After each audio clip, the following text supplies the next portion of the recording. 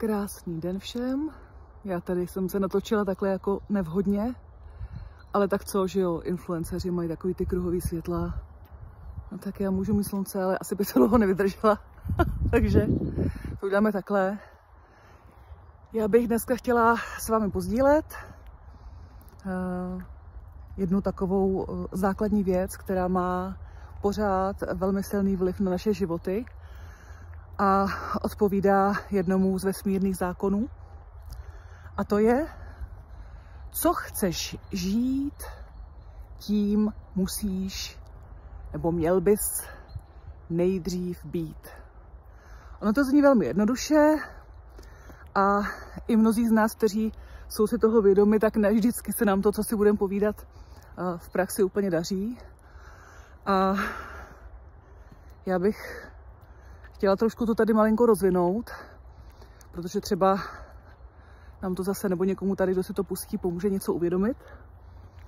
A je to o tom, že když chci nějakou kvalitu žít v životě sama, mít to sama, tak bych to měla dopřát i druhým. To s tím má spousta lidí problém. Začíná to třeba u svobody, když já chci žít svobodný život a chci mít možnost dělat nějaká svá rozhodnutí. Teďka prosím nás nechci rozvíjet jako osud a svobodná vůle. To jsou dvě věci, které spolu souvisí, i když to vypadá, že jsou každá na druhém konci.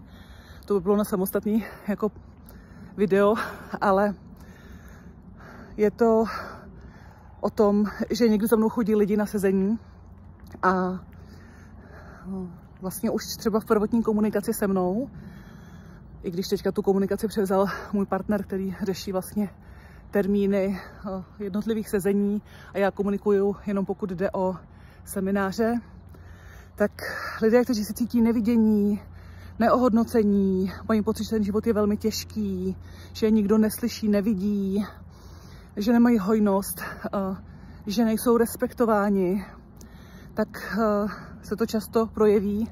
Neříkám, že vždy, ale často se to u těchto lidí projeví třeba už v té základní komunikaci a vy vlastně si můžete všimnout, že někteří ti lidé, většinou je to nevědomé, že neprojeví vlastně to, co by chtěli, neprojeví ani v té komunikaci jako vám.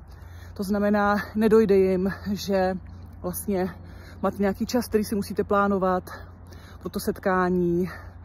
Nedojde jim, že vlastně vás třeba nevědomky obírají o energii, protože vlastně můj partner tomu říká tanečníci.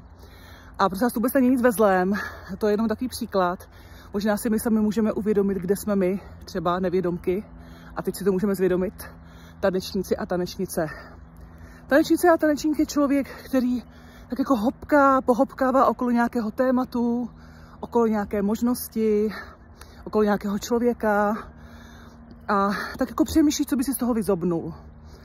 A většinou není třeba ještě úplně přesvědčen ten člověk a teď vám bude vypisovat několikrát a bude se vás jako ptát na různé věci, které třeba jsou snadno dostupné, jako bude chtít, někdo třeba po vás bude chtít pomalu, abyste páchali výběrové řízení na to, jestli se u vás objedná. A to vůbec není o despektu. Já chápu, že ti lidé a my všichni chceme vědět vlastně třeba jako kam jdeme, ke komu a jak to funguje.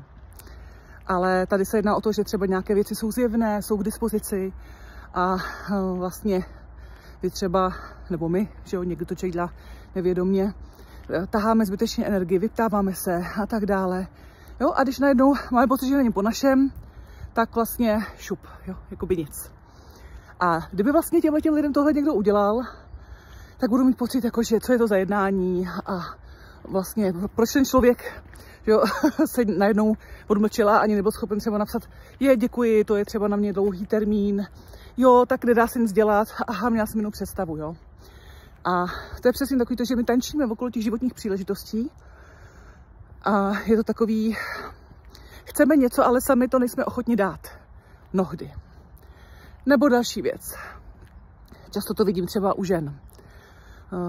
Nějaký vztah dojde svého naplnění a partneři se vlastně shodnou, někdy teda k tomu názoru dojde jenom jeden, že opravdu pokračovat už jako takhle, že to nejde. A teď v některých těch vztazích jsou ve hře děti a děti ale nejsou žádné jako šachové figurky, že jo, se kterými takhle můžeme různě si jako pohazovat. A teď jeden z těch partnerů, který opravdu už chce prožívat větší svobodu v tom životě, protože má pocit, že v tom vztahu to nebylo možné a že tam nebyl soulad, tak se vlastně dere o ta svoje práva, o tu svoji svobodu a zapomíná, že například ty děti mají stejná práva a že není automaticky dané, že děti půjdou tam, protože já jsem, nevím, matka nebo já jsem otec a já chci tohle, že vlastně svobodu, kterou chci já, bych měla, samozřejmě ano, v rámci nějakých možností, co ty děti mohou jakoby rozhodovat úměrně k věku, bych měla respektovat a poskytnout a optat se vlastně i těch druhých bytostí, a tím je 8 nebo 50, jak to cítí oni, co oni chtějí v tom životě. Jo?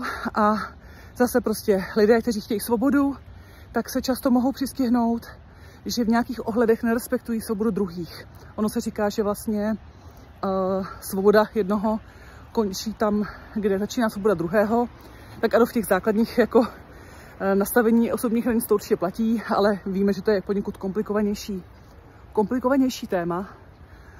Ale pokud chci něco prožívat ve svém životě, pokud by něco nejde, něco mě rozčiluje, mám někde téma nějaké, tak bych se vždycky měla podívat, pokud jsem toho schopná, samozřejmě někdy to nejde, někdy v rámci načasování zkrátka musíme projít nějakou zkušeností a teď se zlobíme, vztekáme, máme pocit křivdy a nespravedlnosti, proč se nám to děje. Ale ono vždycky je tam nějaká spojitost s tím, že tam máme nějaké téma aktivní. Takže je to zase opět, ano, chápu, je to nuda, ale je to o převzetí zodpovědnosti. A určitě byste si vzpomněli každý, kde třeba máte téma, které se vám častěji opakuje. Já třeba v současnosti se už musela smát sama sobě, protože vždycky, když je někdy nějaká technika, tak já jako to mám jako takovou zajímavou výzvu. No samozřejmě můžu si za to sama, že jo. Protože jsem mnohokrát s tou technikou měla nějaký konflikt i v jiných životech. V záznamech mé duše jsem měla aktivní některé životy, kdy došlo k určitým pokřivením, dejme tomu, spojenými s nějakou inteligencí, dejme tomu uměle vytvořenou. A teď mým úkolem je vlastně zaujmout neutrální postoj. Samozřejmě být obezřelá, bdělá, to já jsem už, protože jsem si zažila na cestě duše toho hodně, i v jiných životech. Ale nemít tam vlastně odpor a konflikt s tou technikou. My nemusíme všichni mít na všechno nastavení a talent, nemusíme umět všechno. Já ve chvíli, kdy potřebuji něco řešit a neumím to sama, není v dosahu nikdo, kdo to ovládá hned, tak mám tendenci na té lidské své rovině se jako hněvat a zlobit se a tlačit na sebe. Proč neumím i tohle? Proč neumím i tohle? No prostě třeba ne zrovna, a nebude o to se toho i nebát a zkusit to obsáhnout. Takže je jedno, jestli je to technika, vztahy, nějaké nastavení vaše, záležitosti hmoty ve smyslu třeba hojnosti, nebo toho, jestli mě druzí lidé vidí, nebo ne. Jo? Pokud budu mít konflikt s tím, zdali mohu být vidět, zdali je to bezpečné, zdali mám právo být vidět, nebo budu druhým lidem závidět. Jo? Zajímavý, vidět, závidět. Budu druhým lidem závidět, že budu mít prostě dojem, že jim se více daří, že jsou více vidět. Tak i tímhle si mohu vlastně brzdit svoji možnost cítit se viděná, respektovaná, vnímaná. A vždycky, když chci něco žít, chci, aby bylo něco součástí mého života, nebo ráda bych, tak bych měla tuhletu kvalitu se snažit kultivovat nejdříve sama v sobě. A pozor, ono nestačí vlastně, Nestačí to, že my to děláme navenek. Jo, může třeba být někdo, kdo se bude chovat velmi laskavě. Bude vlídný, příjemný, lidi budou říkat, to je takový milý člověk, to je takový hodný soused, on mi vždycky pomůže a slušně zdraví první starší lidi a já nevím co dalšího. No, to jo. Ale třeba vevnitř ten člověk může úplně nenávidět sám sebe jako člověka a lidstvo. Bude nenávidět život a bude vlastně plný smutku, hněvu a zloby a nebude ho ten život bavit, lidi ho budou otravovat. Ale protože chce být laskavý, anebo se bojí, že bude zavrhnut, když takový nebude, tak se nějak projevuje. Jo? Já si velice vlastně vážím svých úžasných klientů, kteří opravdu neváhají být upřímní na těch sezeních. Ono stejně totiž se to vždycky načte, že jo, z toho pole. Pokud teda přichází s zrnavským tématem, že jo. A jedna paní mi říkala nedávno, když mě ty lidi tak strašně jako štvou a tohleto, já si od nich myslím takový jako vošklivý věci a i jako o vás mě napadaly takové věci a také říkám, jasně, to prostě může být.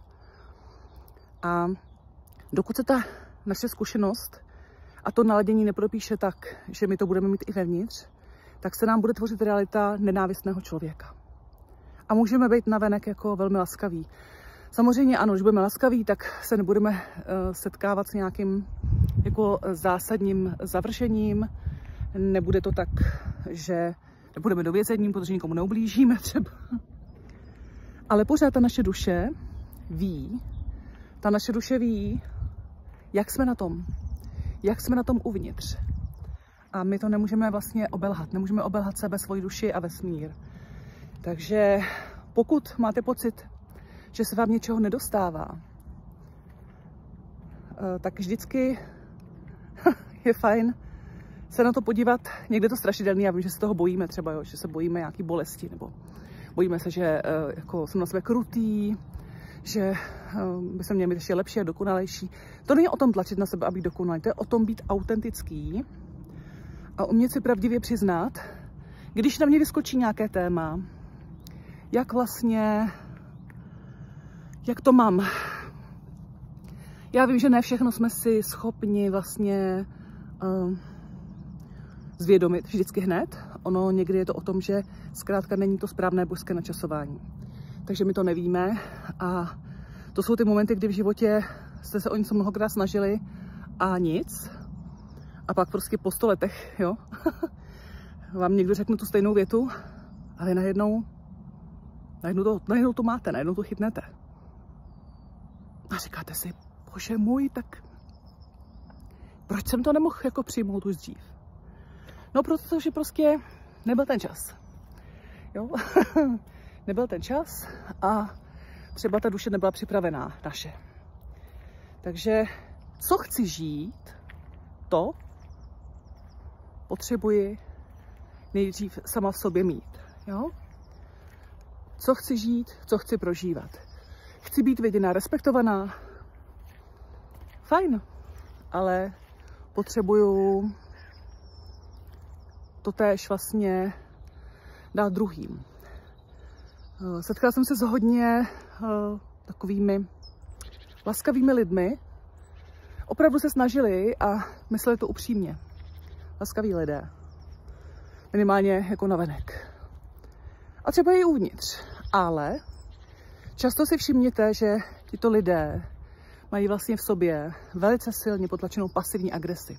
Jsou tak naučení, že musí být pořád hodný a chtějí být, jako je to třeba upřímné, chtějí být laskaví. Ale vevnitř prostě je to jo, protože prostě není to po jejich a tohle nevyšlo a tam to nebylo a tohle je moc drahý a tady ten mě zklamal a tohle to se stalo. Jo, třeba jo, ale my jsme nikdy nikoho nesklamali. Možná ne v tomhle životě, ale třeba někde jinde. Takže je to o tom, že to vždycky nějakým způsobem reaguje i na nějaké téma, které mám vevnitř.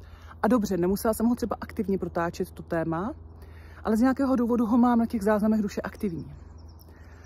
A když to tak je, tak to se mnou více pracuje. Hej, koukám, jestli někdo je za mnou. Ne, dobrý. Tak člověk, aby jako natočil hezké video někde v přírodě, tak musí popojet, protože já sice Prahu miluju, ale tam jsou všude lidi. Takže jsem tady ve Veltruské oboře, je to tady nádherné, jako vždycky. Jo? To znamená, co chcete v současnosti. Je to o zkušenosti, je to o tom prožití. Co je mi dané přirozeně, co obsáhnu přirozeně, to je opravdové a podle toho se bude tvořit moje realita. Jo?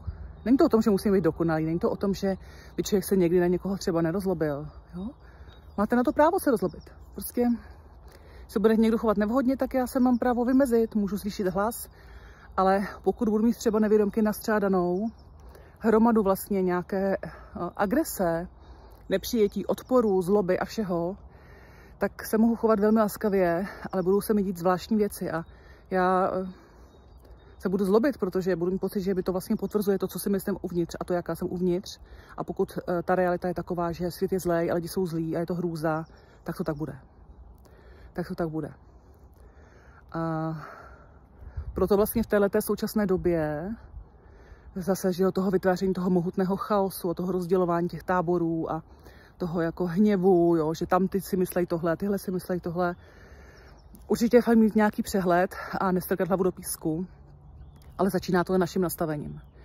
Čím víc budeme schopni se podívat, jak to máme a kultivovat to, kým jsme, a ne jenom to, co jako předstíráme navenek, nebo co žijeme, protože se to má, protože se to od nás čeká, ale to, jak to máme uvnitř. A pokud chci žít něco, říkám opět, musím tím nejdřív uvnitř sebe být. Takhle to je. Zdánlivě jednoduché, přesto mnohokrát nám to dělá třeba potíže. A když si uvědomíte, že se třeba v něčem, no není jako selhání, prostě je to jenom takový uvědomění, že aha, ty brďo, já dělám vlastně tohle, no tak si to nevyčítejme, nebuďme krutý k sobě. Je to o tom, že si to jenom uvědomím a zase je to na mě. Chci to změnit? Nechci to změnit? Jsem už schopná to změnit? Je vlastně tady to načasování, že jsem ochotná, půjde to? Toť otázka. Takže proto je vždycky zajímavé to sledovat. Jo? Nikdy to není tak, že to okolo mě jenom běhá a nijak se mě to netýká. A já jsem ten chudák. Ne. Je to aktivní. Je to aktivní. Takže pokud mám pocit, že se mi vůbec nedaří, tak co v tom mohu udělat já? Samozřejmě je taky i lidský a je v pořádku si odžít fázi zlobení, jo, fázi vzteku, smutku, to je všechno v pořádku, to jsou lidské věci. Máme to tak všichni. Ale pak nastoupí ta naše vyšší část, to naše vyšší já, a pokud jsme tam propojení, tak zase dojde k tomu, aha, dobře, a co mohu změnit? Co mohu změnit ve svém vnitřním nastavení? Kde ještě víc mohu vidět pravdu sama o sobě? Kde mohu převzít odpovědnost? Jo? Takhle jednoduché to je. Co chci žít, tím musím uvnitř sebe být. A nestačí, že se tak budu jenom chovat. To je sice hezký, ale pořád ta vnitřní frekvenční biodynamika bude vysílat jinou informaci. Jo? Bude vysílat jinou informaci. A já se budu divit, proč se mi tyhle věci dějí. Tak jo, všem přeju nádherný den a všechny dny další. Užívejte slunce, dokud to jde, má ještě přijít nějaké ochlazení. Na konci jenom ještě, koho to zajímá, pracovní okénko. Ještě máme pár volných míst teďka na březnový seminář Vztahy a láska z pohledu Akáši. Takže pokud jste někdo o něm uvažoval, tak nebojte se mi napsat. Ještě se k nám vejdete, pár lidí. A přeju nám všem, ať se nám daří být tou nejlepší verzí sebe sama.